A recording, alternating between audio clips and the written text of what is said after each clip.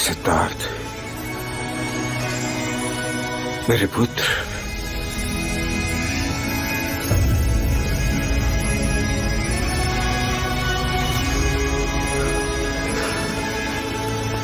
कैसे हो मेरे पुत्र?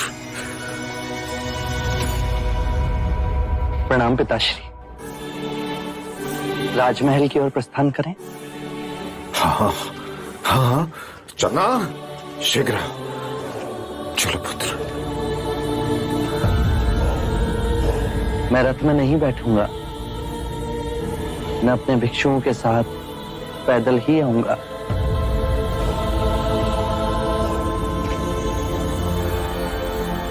आओ पुत्र।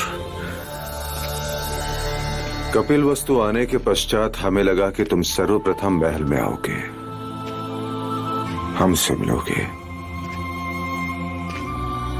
तुम्हारी मां ने उत्साह में न जाने कितने व्यंजन बनाए तुम्हारे लिए।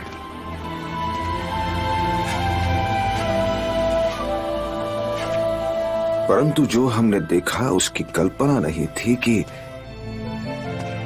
कपिलवस्तु का युवराज एक दरिद्री के झोपड़े में भिक्षा मांगते हुए हमें दिखाई दे।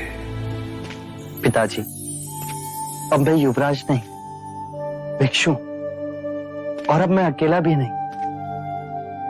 मेरे साथ मेरे भिक्षुओं का समुदाय भी आया है और मुझे भी हर भिक्षु की तरह अपने लिए भिक्षा मांगनी पड़ती है। परंतु शाक्य कुल की ये रीत नहीं। शाक्य कुल की रीत ना हो, पर यह भिक्षुओं की रीत सदैव ही रही है। भिक्षा मांगना एक आध्यात्मिक अभ्यास है जो हमारे समुदाय को नम्रता और संभाव देता है। भिक्षु धनी और निर्धन के पक्षपात से ऊपर है। मेरे मार्ग में सभी समान है, चाहे वो दीन हो या धनी,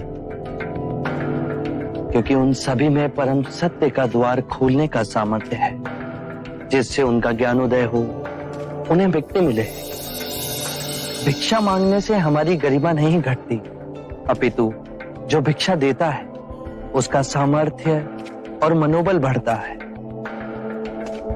ये उसके लिए एक स्मरण साधन मात्र है कि केवल मुझ में नहीं, अपितु हर मनुष्य में वो गरिमा विद्यमान है। परंतु लोग तो उसे भिक्षा ही मानते हैं पुत्र। दोनों में बड़ा अंतर है। जो भीख मांगते हैं वो कार्य से जी चुराते हैं। अर्थात तुम भिक्षु लोग समग्र शक्ति इकट्ठा कर जन जन के लिए मोक्ष का मार्ग खोल रहे हो। जी पिताजी, भिक्षा मांगने से अहंकार का जो भाव हमारे अंतर में गांठ बांधे बैठा है वो टूट जाता है। भिक्षा देना भी उनके लिए उनके बुरे कृत्यों को समाप्त करने का एक मार्ग है। भले इसने तेरे क्षत्रिय कुल में जन्म लिया हो, पर रूप सन्यासी का लेकर आया है। बालक के शरीर पर महापुरुष गौतम की तरह 32 लक्षण है। पिताश्री, मैं इस क्षण आपके समक्ष खड़ा हूं। आप बीती बातों में कहां खो गए? असित मुनि के भविष्यवाणी का स्मरण हो गया। काल चक्र को भेद असित मुनि ने जो भविष्यवाणी देखी वो देखने में मैं असमर्थ था, या मैं